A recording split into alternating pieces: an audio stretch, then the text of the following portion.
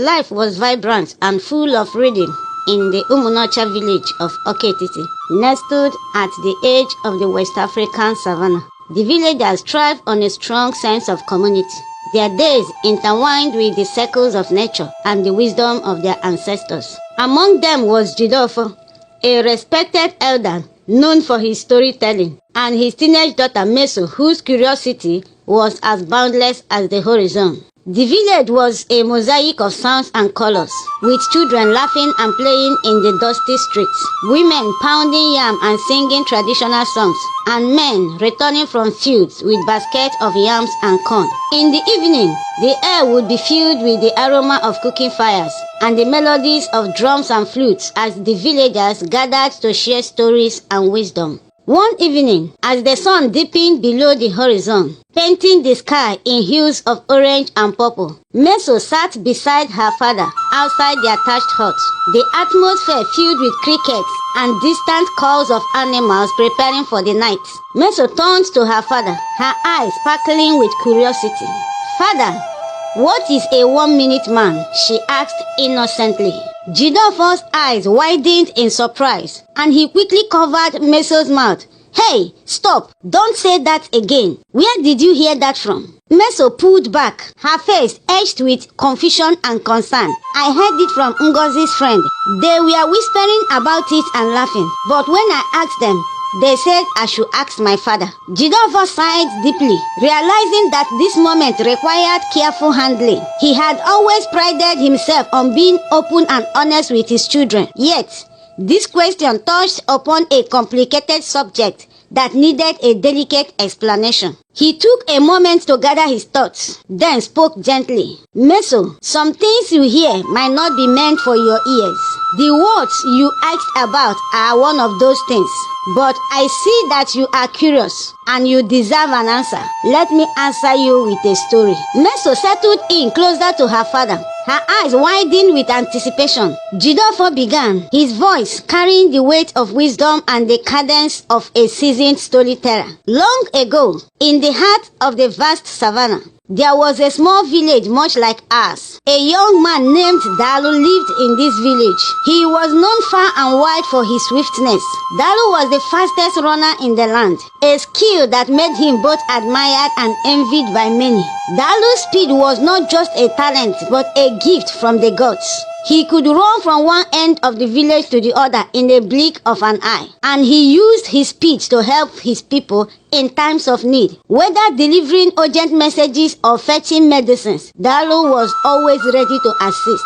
Despite his remarkable ability, Dalu was humble and kind-hearted. He lived with his mother, Kate, a wise and a gentle woman. Kate had raised Dalu alone, teaching him the values of patience, humility, and the importance of using his gift for the good of others. One day, a crisis occurred in the village. A terrible drought spread across the land, and the villagers' crops began to wither and die. The village king called for a meeting to find a solution. The villagers gathered around the great bamboo tree, their faces etched with worry. "We must find water from the Maestro's river, or we will not survive," declared the king. "And this river is many miles away, and the journey is treacherous. But the problem is, who shall we send? Who will go for us?" But no one could say a word. The king asked them to go home, think about it, and come back tomorrow morning with an answer. "Remember, the mission is urgent to prevent further death in the land,"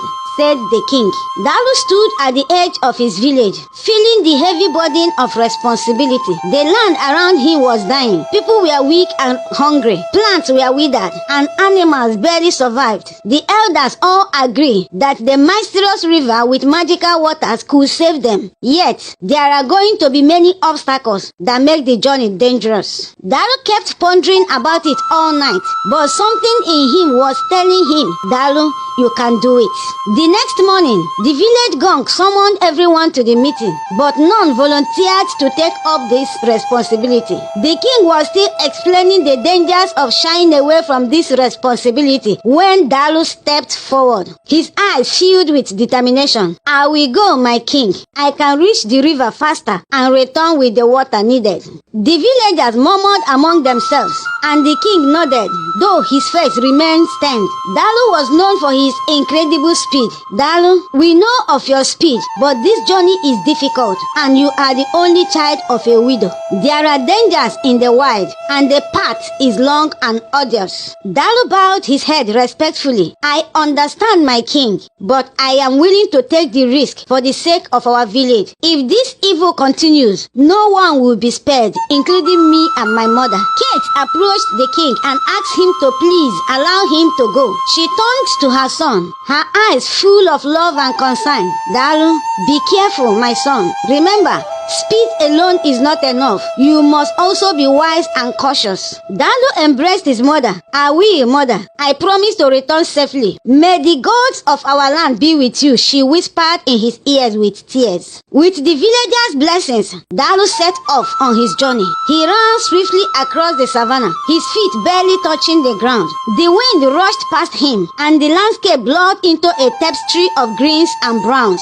As he ran, Dalu encountered various challenges. Wild animals plowed the savannah, but he deftly avoided them. The scorching sun beat down on him, but he pressed on, driven by the thought of saving his village. The trip was supposed to take 14 days, but Dalu's swift running might shorten it. He set off with determination, thinking about his family and friends with every step.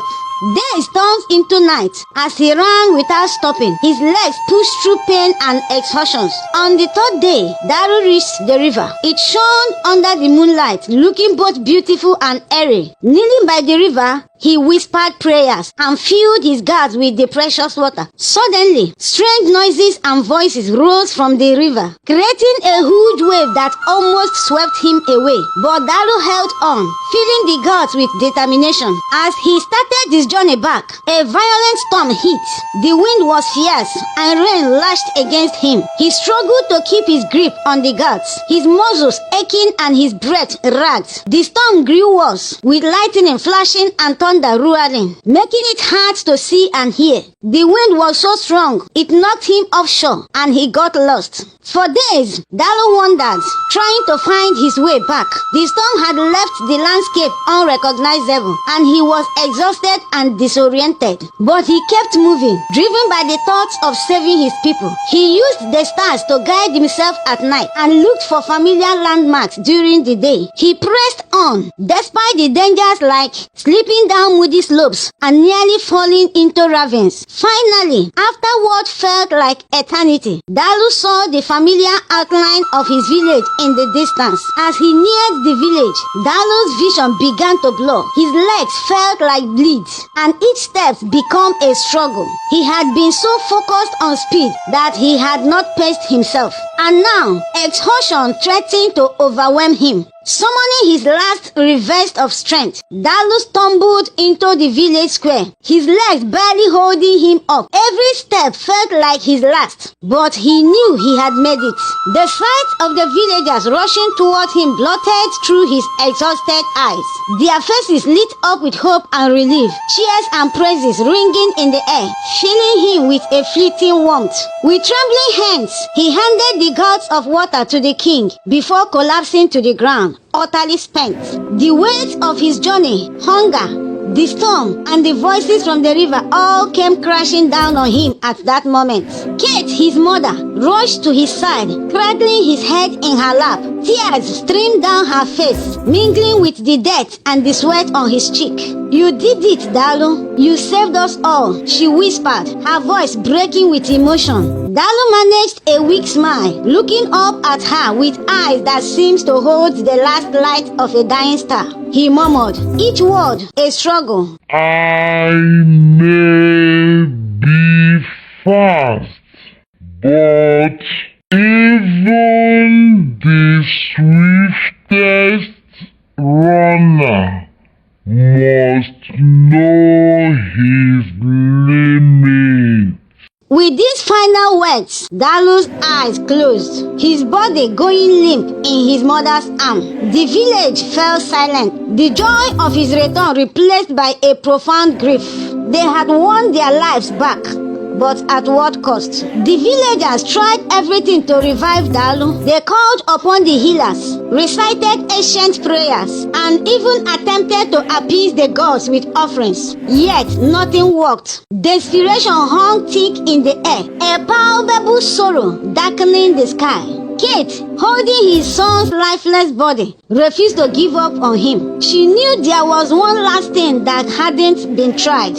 Force the maestro's water into his mouth, she urged, her voice trembling but resolute. The villagers hesitated. Fear and doubt was in their eyes, but seeing the fierce determination in Kate's gaze, they knew they had to try. Gently, they tilted Dalu's head back and poured a few drops of the sacred water into his mouth. For a moment, nothing happened. The air was heavy with anticipation, the silence almost unbearable. Then, as if by a miracle, Dalu's chest rose with a sharp intake of breath. His eyes fluttered open, confusion giving way to recognition as he looked up at his mother.